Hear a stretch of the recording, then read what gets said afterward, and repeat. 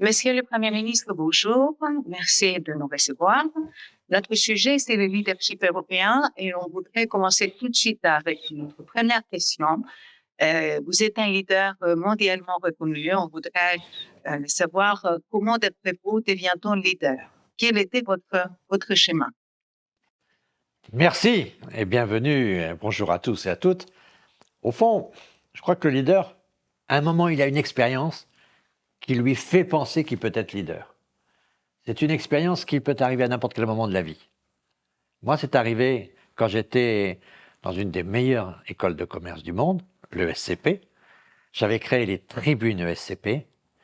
Et là, tel qu'un alpiniste, qu'un guide de montagne conduit son groupe jusqu'à destination, je me suis rendu compte qu'on a conduit ensemble ce groupe de jeunes étudiants qui voulaient des débats, qui voulaient de l'expression orale, qui voulaient des lectures, qui voulaient de la confrontation. Et finalement, je me suis rendu compte qu'on a atteint en fait un peu notre destination. Le leadership, c'est cette capacité à atteindre une destination. Ma définition du leadership, c'est une force motrice qui incarne une compatibilité entre la destination et le chemin. Il n'y a pas de leader sans vision, mais il n'y a pas de leader non plus capable de trouver le bon chemin qui mène à la bonne destination. Et c'est cette expérience-là. Il y a un moment où vous dites « Ah, mais je suis écouté ». Il y a un moment où vous dites « Ah, mais j'avais distingué ce qui est important. Ah, mais finalement, je sais les mobiliser. Ah, finalement, j'ai des éléments de leadership. » Et ça, finalement, c'est cette conscience interne qui fait qu'à un moment, vous vous dites « Tentons l'expérience ». Merci beaucoup. Et par ailleurs, par la suite, dans vos expériences professionnelles, est-ce qu'il y a certains moments clés où l'exercice du leadership vous a permis de résoudre des conflits, d'avancer dans des situations, de faire avancer la stratégie de votre... Alors, j'ai eu une grande chance dans ma vie, c'est que j'ai eu des bons patrons.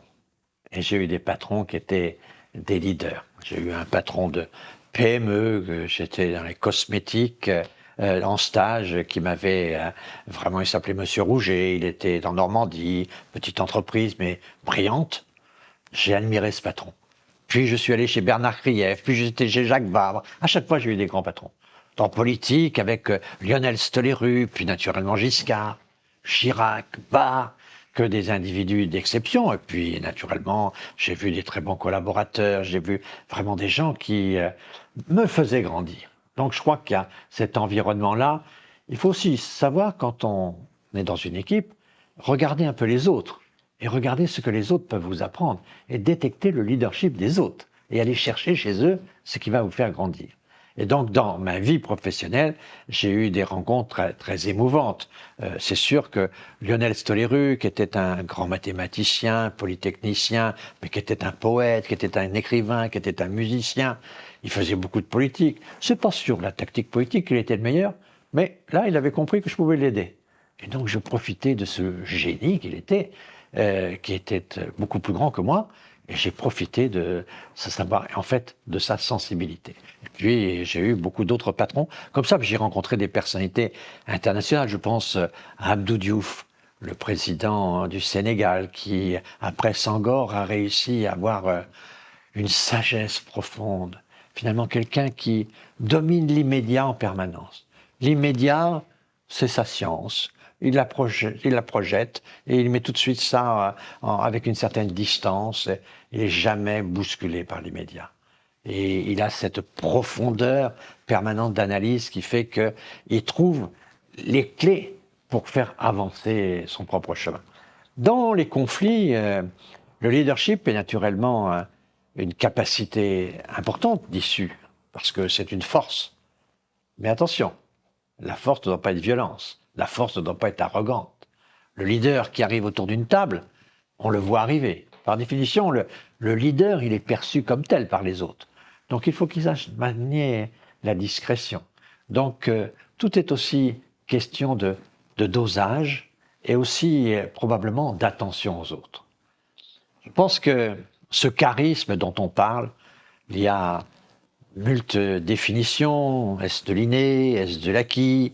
Est-ce que, au fond, c'est quelque chose qui peut s'apprendre? Et c'est quelque chose de très complexe. Moi, je trouve quand même que tout le monde peut améliorer son charisme. Il y a deux attitudes importantes. La première, c'est l'assurance. Quand on prend la parole, c'est parce qu'on a quelque chose à dire, qu'on croit ce qu'on dit, qu'on est capable d'incarner ce qu'on dit. Et donc, le message du leader, c'est un message d'assurance. C'est pas, bah écoutez, j'y comprends rien, c'est très difficile de prendre la parole après monsieur, c'est ceci, c'est cela, c'est compliqué tout ça, donc ce que je vais vous dire finalement n'a pas beaucoup d'importance parce que ça a assez peu de chances de réussir. Non. Il faut de l'assurance. Mais il faut de l'assurance conjuguée à de l'attention aux autres. Et ça, je crois que c'est très important. Les jeunes aujourd'hui disent, ils ne me calculent pas. Et il faut calculer les autres. Et donc, si vous êtes à la fois assuré, mais qu'en même temps, vous regardez les uns les autres, vous voyez, quand quelqu'un dans une salle prend note, quelqu'un qui sourit, quelqu'un qui fait autre chose, il faut aller chercher celui qui vous tourne le dos, qui vous regarde bien, pour pouvoir communiquer. Donc, toutes ces questions-là sont des questions qui, naturellement, aident à résoudre la relation avec les autres et donc à résoudre des conflits. D'accord. Naturellement, nous en reparlerons sans doute, il y a un bon leadership et puis il y a des dérives du leadership. Et donc le leadership en soi n'est pas une vertu. Beaucoup de leaders sont arrogants. Et l'arrogance, qui quelquefois paraît-il un défaut français, on le rencontre assez souvent chez nous, de ceux qui à un moment ou à un autre dégagent une force et dégagent en même temps cette arrogance qui affaiblit la force. Merci beaucoup, merci beaucoup. Alors, si on revenait sur justement le leadership européen, après tout ce que vous venez de décrire, est-ce que vous pensez qu'il y a un style de leadership européen en particulier et quels sont ses attributs? Je pense qu'il y a, au fond, des caractéristiques de leadership qui pourraient être qualifiées de leadership européen. Il y a des leaders européens qui ont des choses en commun. Naturellement, il y a beaucoup d'exceptions à toutes ces règles. Mais d'abord, regardons un peu trois continents qui, sur ce sujet, ont une grande expérience. Le continent américain. Le continent américain, si vous allez dans les grandes écoles, les grandes universités, vous voyez des milliers de livres sur le leadership. Parce que le leadership, aux États-Unis, principalement, c'est quelque chose qui s'apprend. Ça s'apprend. Je vois quand M. Obama rentre dans une salle, il ne fait pas comme on fait souvent en France, il salue tout le monde comme ça. Non, lui, il salue personne après personne. Il fait en sorte que c'est une technique qu'il a apprise, il s'est préparé lui-même beaucoup à l'exercice des responsabilités. Et donc, aux États-Unis, on apprend à conduire une réunion, on apprend à faire rire les gens, on apprend à créer des relations. Donc, c'est, je crois, quelque chose d'intéressant et c'est ouvert à toutes les catégories sociales. On voit dans la presse des propositions de stages de formation. Apprenez à parler, apprenez à vendre, apprenez ceci, apprenez cela. Donc, il y a cette domination aux États-Unis que l'acquis est très important. En Europe, c'est là où les choses sont plus complexes. Puisqu'au fond, le général de Gaulle, dans son travail sur le leadership, qui est résumé de manière magnifique dans son ouvrage « Le fil de l'épée », démontre que il faut à la fois au chef un don façonné par le métier. Donc il faut un don, le don c'est plutôt de l'inné, façonné par le métier c'est plutôt de l'acquis. Et donc c'est un peu ça l'Europe. Il faut un certain nombre de dons. Même si dans le don il y a ce qu'on appelle le charisme, et que de ma point de vue, le charisme ça se travaille. On peut être plus ou moins performant. Donc chacun peut avoir une marge de progrès, avec plus ou moins importante, mais tout le monde a une marge de progrès. Et donc, il y a cette nécessité du don, et puis il y a la nécessité du savoir-faire, du métier, de l'artisanat, du jardinage des idées, pour faire en sorte qu'on ait une efficacité dans l'action. Et donc, l'Europe, on a besoin, par exemple, pour nos présidents de la République, qu'ils aient de la culture. On aimait beaucoup la culture de Mitterrand. Giscard faisait une émission spéciale sur Maupassant. Il faut montrer un peu cette qualité-là. Donc, nous, on est doués, on est plutôt des bons élèves, etc., disent-ils. Et puis, mais en même temps, il faut avoir ce sens politique. Il y en a qui ont du sens politique, il y en a qui savent dire bonjour, il y en a qui savent sourire, il y en a qui savent regarder les gens, il y en a qui les calculent, d'autres qui ne les calculent pas. Et donc, en Europe, je dirais qu'il y a cette double approche, et cette double approche me fait penser que le meilleur mot, au fond, pour caractériser cette situation, c'est la complexité. Cette complexité qui fait que, le leadership en soi n'est pas une valeur, ça peut être un outil performant, ça peut être un outil de dérive dangereux. Donc ce n'est pas une valeur, c'est une technologie qui permet, pour ceux qui savent rendre compatibles leur destination et le chemin, qui rend les choses efficaces. Mais pour ça, il faut que le leadership ne soit pas une forme de simplisme, une forme de, au fond, de réduction de la pensée. Le leadership, c'est une approche dense en termes de pensée. Ce n'est pas une approche d'improvisation. C'est un travail en profondeur. Et donc, en Europe, si vous prenez un Helmut Kohl, une Madame Merkel, un Nicolas Sarkozy, un Mario Draghi, un Aznar, si vous prenez naturellement aujourd'hui Emmanuel Macron, vous voyez que tous ces leaders, d'abord parce qu'ils sont quand même leaders par la démocratie, ce qui change à peu près tout en matière d'exercice du leadership entre le régime autoritaire et la démocratie. Mais globalement, il y a ces deux piliers que, je vais y revenir tout à l'heure, les Chinois appelleraient le yin et le yang, qui fait que, attention, c'est positif, mais attention, il y a des certain nombre de limites. Et puis, attention, je dois conduire, mais je dois faire attention aux autres. Attention, les autres, pour être mobilisés, ils ont besoin d'avoir confiance en moi, et j'ai besoin d'avoir confiance en eux. Toujours chercher cette complexité, finalement, la complexité signifiant la prise en compte de l'environnement, la prise en compte de ce qui est périphérique à la décision, à l'action. C'est cette prise en compte-là, il y a l'action, il y a l'ambition, il y a le projet, mais il y a un environnement du projet. La pensée européenne tient compte de l'environnement du projet autant que du projet. Donc c'est une complexité. Edgar Morin, qui est le grand penseur de la complexité, dit toujours que dans l'action, il faut penser à la conséquence de l'action. Son engagement écologique vient de cette idée-là, c'est qu'il y a le processus post-action qui est aussi important que le processus action. Et donc c'est ça le leadership européen, c'est la prise en compte de la complexité de la décision.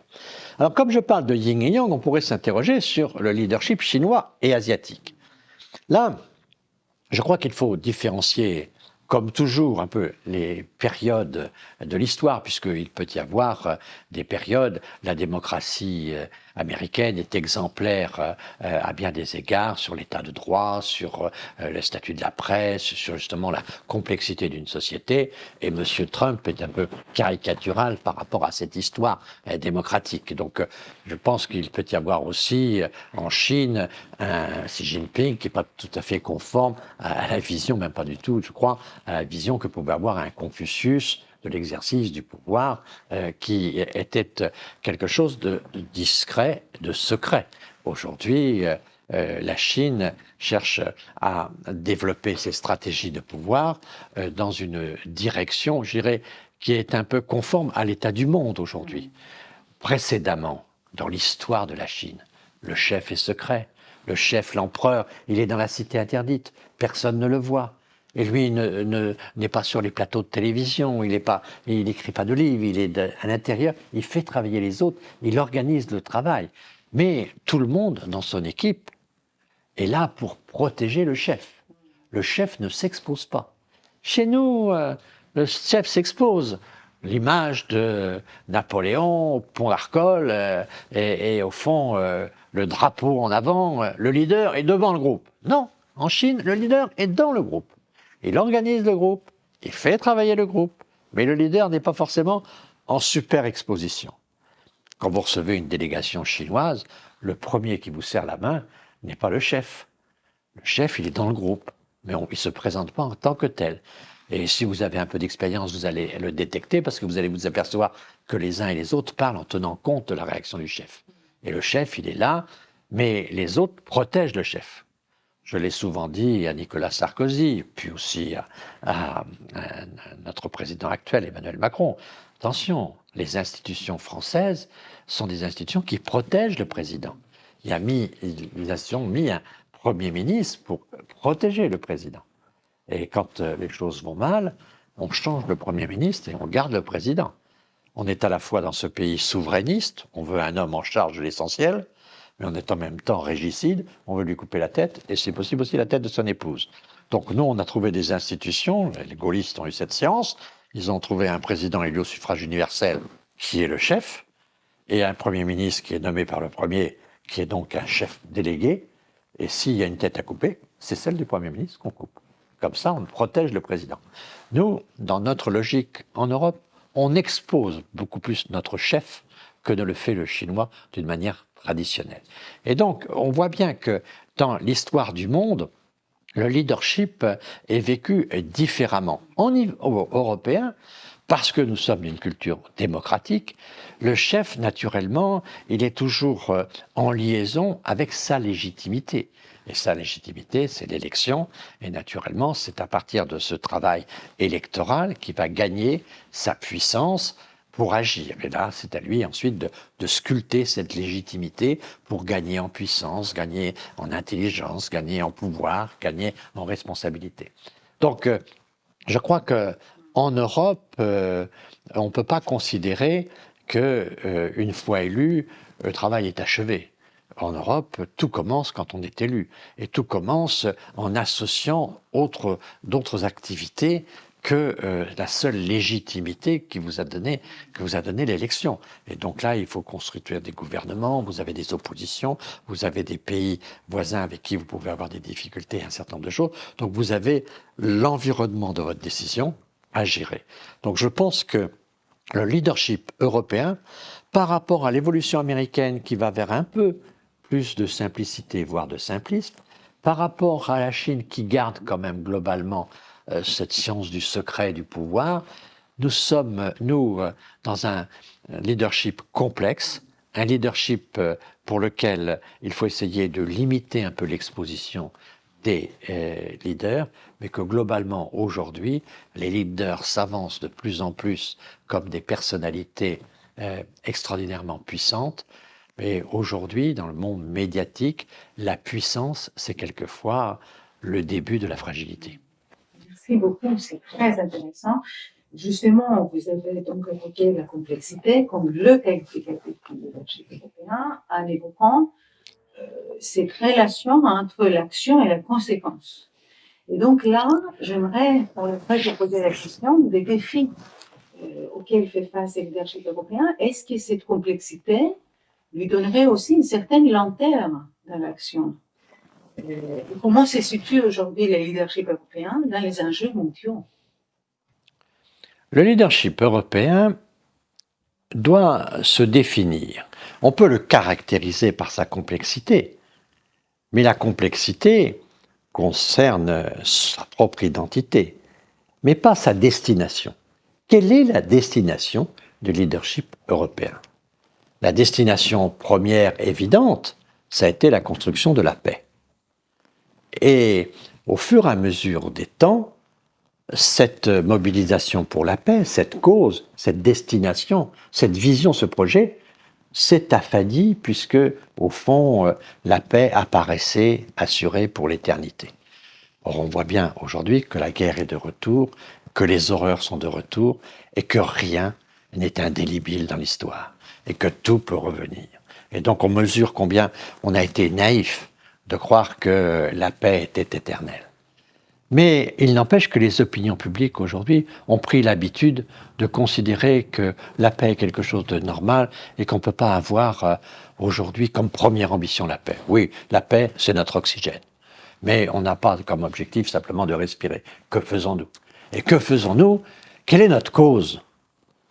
Notre cause, on l'a choisie au départ par cette stratégie économique, travailler ensemble, construisant un marché. Et on a construit le premier marché du monde, et on a fait des règles pour que ce premier marché soit le plus ouvert possible. Mais en même temps, qu'il soit régulé et qu'on puisse éviter d'avoir des gens qui viennent troubler les équilibres de ce marché. D'où la politique de concurrence. Dans un monde dont la régulation était la pensée dominante, ce qu'était la globalisation de mon point de vue. C'est-à-dire que nous avions l'ONU, l'organisation de l'ONU, mais nous avons créé à côté de cela des outils de régulation. On a fait l'OMC, on a fait la FAO, on a fait l'OMS, on a fait l'UNESCO, on a fait un certain nombre d'outils multilatéraux, tous enfants de l'ONU, mais qui étaient chargés de définir des règles secteur par secteur. Nous avions un monde dont l'universalisme était en fait d'être d'accord pour réguler. Et on crée des agences de régulation. Même la Chine est venue adhérer à l'OMC. Le monde aujourd'hui change. Et nous, avec notre marché, d'abord, on a fait en sorte qu'on n'ait pas de grosse puissance de monopole. Et donc, quand Siemens et Alstom veulent s'entendre, on les sépare tout de suite pour éviter d'avoir un mastodonte. Aujourd'hui, nous sommes dans une compétition d'État. On est revenu dans une situation de pays de puissance. Moi, je suis la Chine, moi, je suis la Russie, moi, je suis l'Iran, moi, je suis l'Arabie Saoudite, moi, je suis la Turquie, moi, je suis les États-Unis, moi, je suis le Brésil, moi, je suis l'Afrique du Sud. Tout le monde annonce sa propre force, se crée des réseaux de force, les BRICS d'un côté et le G7 de l'autre, avec une dialectique difficile. Et on est aujourd'hui non plus dans une recherche de régulation, mais dans une recherche de domination par le rapport de force. Et donc, dans cette question-là, notre marché, nous, n'est pas vraiment une puissance. Notre marché, il a toujours sa force, heureusement, qui est sa capacité économique. Mais au total, ce n'est pas quelque chose qui nous donne une puissance sur les autres. Et donc, je crois qu'il nous faut une cause, il nous faut une perspective. Pensez aux jeunes Chinois, aux jeunes Africains. À quoi sert l'Europe ? L'Europe, pour ces gens-là, sert à faire vivre les Européens. Quelle est notre cause? La paix? Ah oui, l'Europe, la paix, regardez, elle est en guerre encore aujourd'hui. Quelle est notre cause? Moi, je pense que le problème de l'Europe aujourd'hui, c'est la cause de l'Europe, la destination de l'Europe. Et l'Europe a un problème de leadership. Elle a un problème de leadership de ses idées. Il n'y a pas de l'idée dominante suffisante. Certes, il y a l'idée de démocratie, mais nous ne travaillons pas suffisamment à l'amélioration de la démocratie. Parce qu'évidemment, il y a des faiblesses à la démocratie, et les régimes autoritaires utilisent ces faiblesses. Mais en 50 ans de vie politique, je n'ai jamais vu une réunion avec les Allemands, avec les Israéliens, avec les Brésiliens, avec les Indiens. Nous sommes de démocratie. Comment on pourrait avoir un échange des bonnes pratiques? Comment on pourrait améliorer nos démocraties? Finalement, les citoyens ne sont pas très contents des démocraties puisqu'ils ne vont pas vraiment voter. Le taux de participation est trop faible. On va le voir avec les élections européennes. On ne sait pas quelle sera, mais globalement, ce ne sont pas des taux électoraux très puissants. Ce qui veut dire qu'une démocratie qui est faite pour les citoyens, mais auquel les citoyens ne participent pas, est une démocratie fragile. Mais nous ne travaillons pas à un renforcement collectif international des démocraties. Donc il faut trouver quelque chose qui puisse dire vraiment, c'est une spécificité de l'Europe. Moi, je pense que puisque la COP décisive pour le changement climatique est venue d'une localisation notamment en France, mais en Europe, je pense qu'au fond, nous devrions être le continent qui pense le plus possible à la protection de la planète. Je dis cela parce que ce qui m'est apparu dans mes voyages, dans mes missions, partout, c'est que le monde se divise aujourd'hui brutalement partout, mais il y a un sujet de consensus chez les jeunes, c'est la défense et la protection de la planète. Nous avons, dans nos générations, eu comme vision une perspective de coopération générale. Aujourd'hui, les jeunes veulent protéger l'humanité par la protection de la planète. C'est peut-être un nouvel humanisme. Nous voulions protéger l'humanité en protégeant la personne. Eux, ils disent il faut protéger l'humanité d'abord en protégeant la planète. Ce qui ne veut pas dire qu'il ne faut pas s'occuper de la personne, mais la priorité des priorités, c'est la planète. Et ce qui est très intéressant, c'est que cette pensée chez les jeunes, c'est la même à Singapour à Shanghai, à Bangalore, à San Francisco ou à Chasseneuil-du-Poitou. C'est au fond toujours la même chose, c'est que la jeunesse aujourd'hui est porteuse. C'est-à-dire, je pense que ce qui va sauver, ce qui peut sauver l'Europe, c'est qu'à un moment, cette jeunesse arrivant en responsabilité va porter une idée majeure. Ce qui manque à l'Europe, c'est un leadership de sa priorité, de sa perspective. À quoi sert l'Europe? Eh bien, soyons pour le monde entier le lieu où nous serons le plus en avance sur la lutte contre le changement climatique. Nous sommes vraiment tous les jours confrontés aux conséquences de ce changement climatique. Je prends l'avion trop souvent, je vois bien que les turbulences en avion sont de plus en plus lourdes parce que les nuages sont de plus en plus hauts. Je vois aujourd'hui que Dubaï et ses déserts étaient inondés d'eau. On avait des choses qu'on n'avait jamais vues. On doit bien s'interroger sur tout ça et sur les conséquences humaines de tout ça. Les jeunes sont conscients, ils descendent dans la rue. Autrefois, on descendait dans la rue pour avoir des profs de gym, pour avoir des meilleures salles de projection, pour avoir du matériel informatique. Aujourd'hui, on descend dans la rue pour protéger la planète. Donc, je pense que l'Europe doit se fixer un objectif. Ça peut être celui-ci, ça peut être un autre. Mais la vraie question politique, c'est, au fond, la destination. C'est pour ça que la politique, c'est quelque chose de... C'est un art supérieur. C'est une perspective qui est la vraie perspective humaniste, c'est-à-dire faire vivre les gens ensemble. Quand il y a de la violence, quand la violence avance, c'est que la politique recule. La violence, c'est l'échec de la politique. Il faut renouveler la politique. Comment on renouvelle la politique? En donnant des destinations et en construisant les chemins qui mènent à cette destination. Aujourd'hui, quelle est notre destination? Notre destination, pour moi, c'est d'être exemplaire au niveau mondial sur les changements climatiques et faisons en sorte que nous soyons, de ce point de vue-là, respectés. Il n'y a pas de leader qui ne soit pas respecté. Et il faut qu'on soit respecté par le jeune chinois, par le jeune africain et par le jeune américain et tous les autres. Donc, c'est ça qui me paraît aujourd'hui au niveau européen, c'est qu'il nous manque une perspective. Nous sommes finalement un personnage qui s'est fait les mollets avec son marché, mais qui a coupé sa tête. Notre tête, où est-elle en Europe? Que pense-t-elle? Que veut-elle? Quelle est notre vision du monde? Et dites-vous bien, vous êtes jeune Singapourien, posez-vous la question, à quoi sert l'Europe? Et aujourd'hui, il n'y a pas de réponse à cette question. Et c'est à nous de trouver cette réponse. Et de ce point de vue, la chose qui me paraît possible, qui est la plus proche de la vérité possible, parce qu'il faut quand même que les destinations soient accessibles, parce qu'on est quand même sur le bon chemin, c'est d'être, en matière de changement climatique, ceux qui sont le plus déterminés, les plus actifs pour sauver la planète. De ce point de vue-là, est-ce que vous pensez qu'il est possible, on a parlé de leaders en Europe, leaders français, leaders allemands, etc. Est-ce qu'on peut imaginer vraiment des leaders qui seraient européens, qui parleraient à l'ensemble de l'Europe? Ou est-ce qu'il y a trop de fragmentation? Je pense que les fragmentations sont nombreuses. Elles sont utiles dans la mesure où elles sont notre identité. C'est pour ça que la complexité est notre identité. Il ne faut pas rêver d'un patron européen. Le seul patron unique européen que nous aurons, si nous en avons un jour, ce sera un nouveau dictateur. Autrement, c'est la négociation, c'est le compromis, c'est la discussion, c'est d'être autour de la table. Et donc, il faut accepter cette logique de complexité. Mais je pense que la complexité, à un moment ou à un autre, face à des problèmes qui s'imposent aux yeux des gens, il faut montrer que ce leader, il va construire un chemin qui va nous protéger.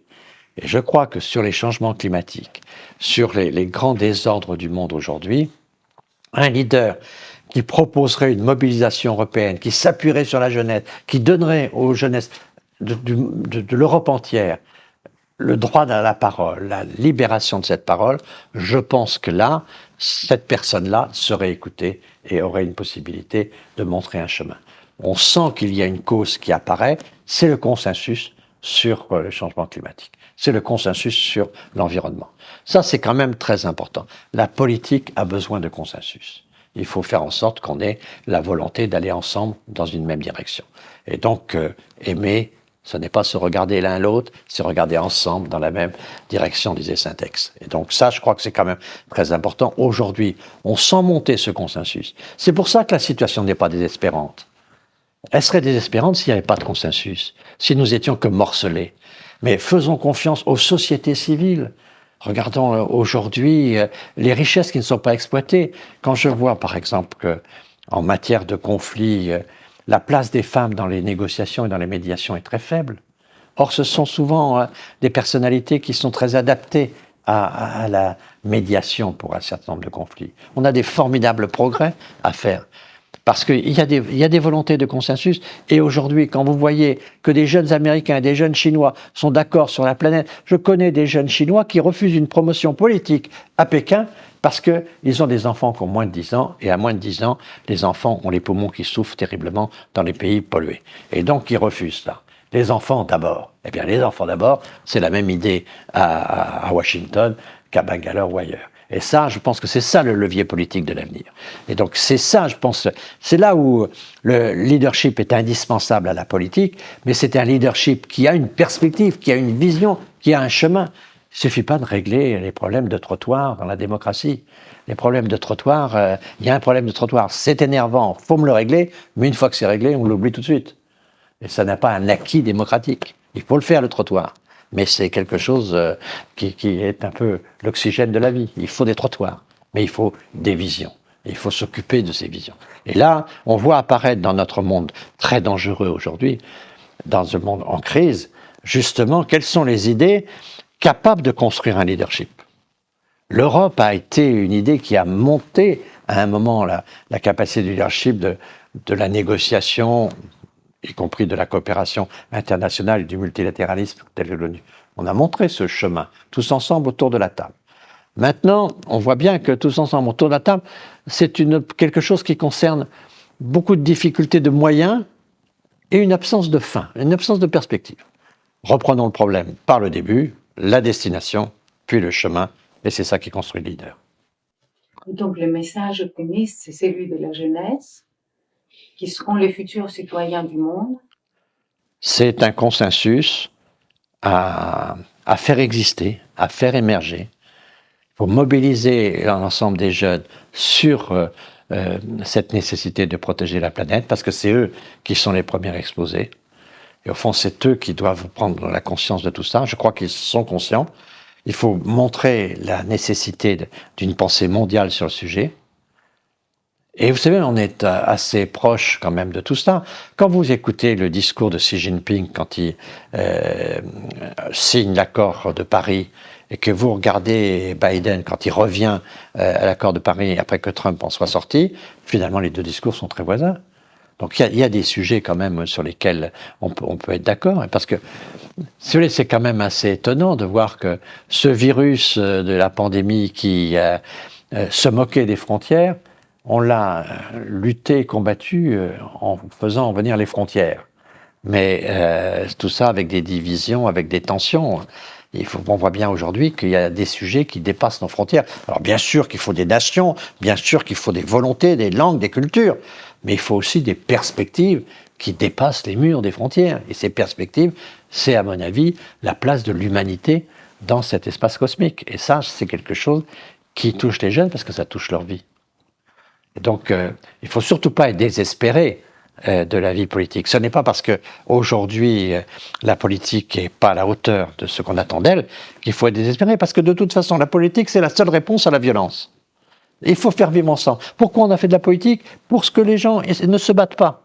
Et à partir du moment où les gens se battent, ça veut dire qu'il faut repenser notre politique. Donc les choses s'ouvrent aujourd'hui pour une nouvelle réflexion sur la politique. J'adhère complètement au message. Ah, merci. Mon anxiété, c'est comment est-ce qu'on donne voix vraiment à ces jeunes qui ont cette conscience diffuse.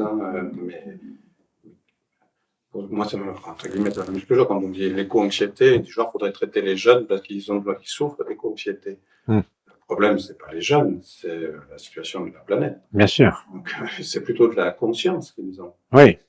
Il faut. Effectivement. La lucidité, oui. Comment est-ce qu'on leur donne les leviers d'action pour essayer de changer quelque chose? Parce que... ça revient à un moment ou à un autre à leur donner un peu le goût de la politique. Mais naturellement, la politique, c'est pas de gagner la prochaine élection, c'est de répondre aux sujets qui sont les plus importants. Et de ce point de vue-là, il y a Il y a sans doute un fil dont on n'a pas parlé qui est attiré un peu, c'est le leadership, un élément aussi important du développement personnel. Parce qu'au fond, on a besoin de grands leaders, de moyens leaders, de petits leaders, de tout petits leaders. Et que si déjà chacun est leader de sa propre vie, piloter sa vie, c'est du leadership. Et donc, il y a quand même, je pense, cette conscience-là que notre voix n'est pas indifférente, qu'on peut, à un moment, peut avoir un impact sur les mouvements des sociétés. Et donc, il ne faut pas se dire forcément qu'on a besoin d'être tous ensemble pour monter en puissance. On monte en puissance aussi, mais en faisant la clarté à l'intérieur de soi-même. Michel Serres a une très belle expression qui dit, pour être leader, il faut jardiner sa pensée jusqu'à la clarté. Je pense que c'est ça qu'il faut. Et à un moment, on a besoin de clarté, plus que de simplicité. C'est de la clarté. Et la clarté, il faut naturellement la travailler. Je pourrais vous raconter une histoire avec une des plus belles phrases politiques, plus efficaces phrases politiques de Giscard. C'était quand, un an à peu près, pas tout à fait même, 8 mois à peu près, l'élection de Mitterrand perd 4 élections législatives partielles. Et c'était donc après l'échec de Giscard, en janvier donc 82, dimanche, 4 élections partielles, 4 socialistes battus, tout ça. Et Giscard réunit ses collaborateurs le dimanche. On passe tout un dimanche à travailler sur comment préparer une émission avec Jean-Pierre Elkabbach. C'est une émission qui dure 12 minutes. C'est très court. Giscard passe une journée entière à préparer 12 minutes. Et donc, il réfléchit, tout ça, on discute, tout ça. Et puis bon, j'avais trouvé ça très intéressant, mais je n'avais pas vu forcément l'essentiel qu'il pouvait en tirer. Et le lendemain, en écoutant la radio, je me suis dit, finalement, en regardant bien ces résultats, ce qui s'impose à nous, c'est que le socialisme, ça ne marche pas. Cette phrase est partie partout. C'était ça. Voilà, c'est la clarté jardinée. Voilà. C'est ça, les plus grands qui travaillent pour avoir une expression qui est juste et qui est très très forte. Et je pense que ce qui nous rend les choses difficiles aujourd'hui, c'est là où le leader apporte quelque chose, c'est que le leader, c'est l'homme qui doit aussi voir l'essentiel d'une situation. C'est pour ça que le leader a beaucoup de défauts. C'est que je suis toujours passionné par ces questions-là, dans les complexités des réunions publiques ou les réunions avec beaucoup de monde à Matignon. On va discuter pendant des heures avec beaucoup de gens. Quelle est la question essentielle? Et la question essentielle, pour la moitié des gens, elle est périphérique. Alors, ça intéresse ceci, ça intéresse cela. La question, c'est de mettre le doigt sur l'essentiel. Et ensuite, de traiter l'essentiel. Ce qui veut dire que souvent, les gens qui sont capables de faire ça sont des gens qui mettent les affaires secondaires un peu à l'écart. Donc, dans la vie familiale, je connais une épouse, par exemple, qui dirait que son mari s'occupe toujours un peu de l'essentiel, mais est très peu actif sur la périphérie. Donc, ça veut dire que le leader, il a aussi des problèmes de compatibilité avec les autres. Mais sur un sujet complexe, il met le doigt sur la question, il doit mettre le doigt sur la question. Et après, il doit mettre ses moyens personnels et ceux des autres pour trouver le chemin qui va nous conduire à cet essentiel. Mais la question, là, c'est de voir aujourd'hui dans une société très éclatée, très horizontale, avec des médias qui confondent les petites informations avec les grandes informations et tout ça, qu'on ne voit pas où est l'essentiel. L'essentiel aujourd'hui, c'est d'utiliser pour la société la conscience qu'a la jeunesse des dangers sur la planète. Ça, c'est le coup près. Ce que vous dites, effectivement, c'est la donnée qui est irréfutable. Voilà. Et ça, c'est quelque chose auquel on est tous, en fait, exposés.